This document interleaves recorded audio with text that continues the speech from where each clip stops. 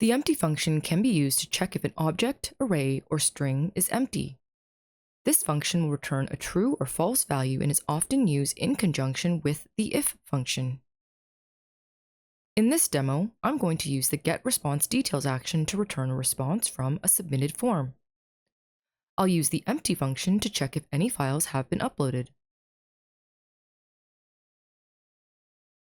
In the empty function, insert the dynamic content from the getResponseDetails action.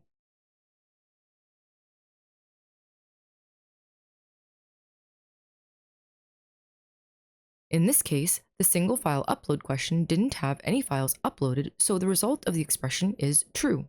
I'll replace the response ID with another one and run another test.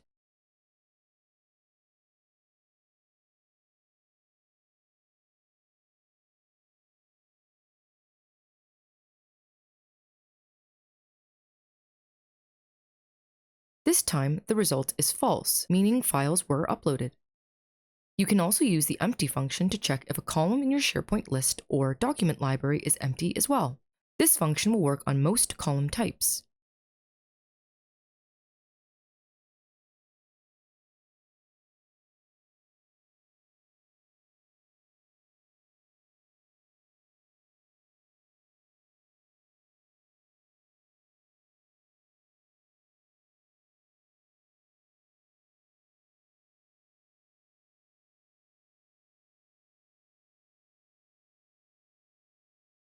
It's important to note that a yes/no column stores a Boolean, aka true or false, and the empty function will not work on this column type.